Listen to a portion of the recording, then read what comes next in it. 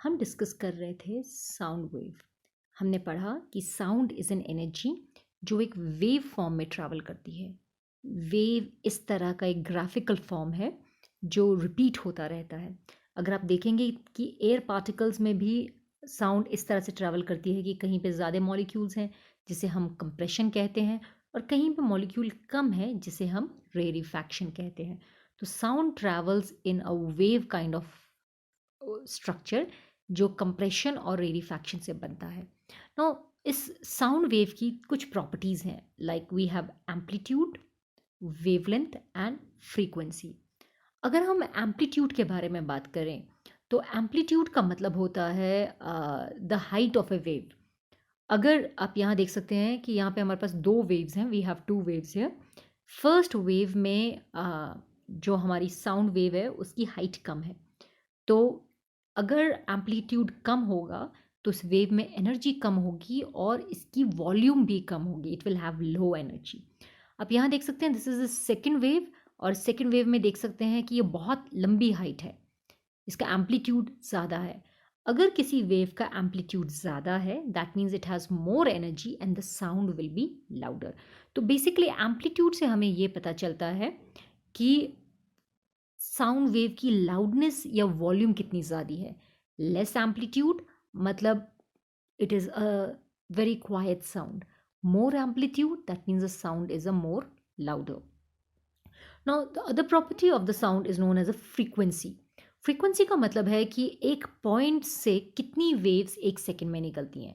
अगर हम इसको पॉइंट रखते हैं, we keep this as a point, तो आप यहाँ देख सकते हैं 1 2 3 4, इसमें 4 वेव्स निकल रही हैं एक सेकेंड में, तो हम कह सकते हैं इसकी फ्रीक्वेंसी 4 है।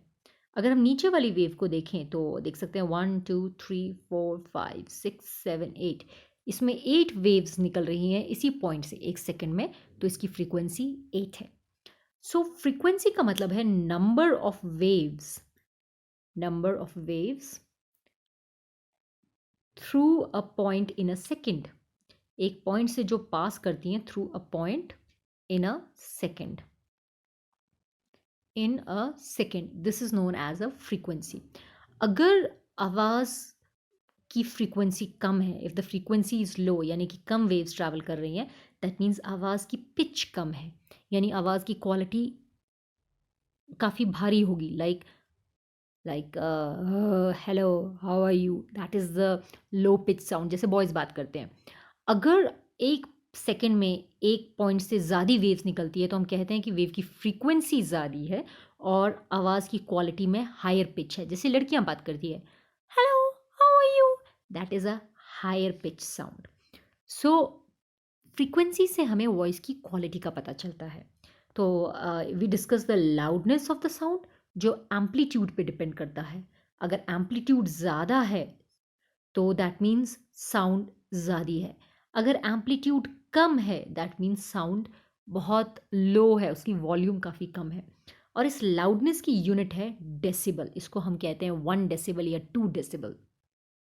सिमिलरली फ्रीक्वेंसी जो है वो साउंड की पिच बताती है। पिच का मतलब है quality of a sound, quality of sound. Sound की क्वालिटी हाई पिच भी हो सकती है, लाइक, और it can be a low pitch like, so you can have two different qualities of sound. अगर आवाज़ की फ्रीक्वेंसी कम है तो पिच भी कम होगी, it will have less energy. जैसे ड्रम की आवाज़, अगर फ्रीक्वेंसी ज़्यादा है तो साउंड की एनर्जी ज़्यादा होगी and the frequent sound will have a high pitch. जैसे कि एक विसल की आवाज़ या छोटे बच्चे की आवाज़ हाई पिच में जाती है। So this was about loudness and the pitch of the sound. Now sound को हम फर्दर डिवाइड कर सकते हैं into Audible sound and inaudible sound. If you talk about Audible sound, तो ऑडिबल साउंड वो साउंड है जो हम सुन सकते हैं। ह्यूमंस के कान अक्सर आवाज़ सुनते हैं 20 हर्ट्ज़ और 20,000 हर्ट्ज़ के बीच में, जिसकी फ्रीक्वेंसी 20 हर्ट्ज़ से 20,000 के बीच में है। यानी कि एक सेकेंड में 20 वेव्स क्रॉस करें, यहाँ से लेकर एक सेकेंड में 20,000 हर्ट्ज़ वेव्स क्रॉस करें। So this is the frequency जो ऑडिबल हमारे लिए है, जिसे हम सुन सकते हैं। सो हर्ट्ज़ का hertz, this is called hertz, this is the unit of frequency. That means vibrations पर सेकेंड। इनऑडिबल साउंड वो है जिसे हम सुन नहीं सकते हैं। अगर आवाज़ 20 हर्ट्ज से कम होगी तो हम उसे बोलते हैं इंफ्रा साउंड, और हम उसे नहीं सुन सकते। इंफ्रा साउंड ये अक्सर बहुत सारे जानवर सुन सकते हैं, जैसे कि हाथी अर्थक्वेक की आवाज़ सुन सकते हैं, हम नहीं सुन सकते हैं। और अगर साउंड की वाइब्रेशन 20,000 हर्ट्ज से ज़्यादा है तो हम उसे अल्ट्रासाउंड बोलते हैं, और वो भी हम नहीं सुन सकते हैं। डॉग्स बहुत ही हाई फ्रीक्वेंसी की आवाज़ सुन सकते हैं, बैट्स बहुत हाई फ्रीक्वेंसी की आवाज़ सुन सकते हैं जो हम नहीं सुन सकते हैं। So that is called inaudible sound. तो इंफ्रा साउंड के बारे में अगर हम बात करें, कोई भी साउंड जो 20 हर्ट्ज से कम हो उसे हम इंफ्रा साउंड कहते हैं, इसे हम नहीं सुन सकते हैं। ये इंफ्रा साउंड बहुत लंबे डिस्टेंस को ट्रैवल कर सकती है, और ज़्यादातर ये एनिमल्स के बीच में कम्युनिकेशन का एक तरीका है। जानवरों को अर्थक्वेक्स और वॉल्केनोज के बारे में भी इंफ्रा साउंड से ही पता चलता है। अगर हम अल्ट्रासाउंड के बारे में बात करें तो अल्ट्रासाउंड की फ्रीक्वेंसी बहुत ज़्यादा होती है, जिसे हम नहीं सुन सकते। It is more than 20,000 hertz vibrations पर सेकेंड। तो ये अक्सर डॉग्स, कैट्स और बैट्स सुन सकते हैं और हम नहीं सुन सकते हैं। तो आज के लिए इतना ही करते हैं। Thank you and have a nice day.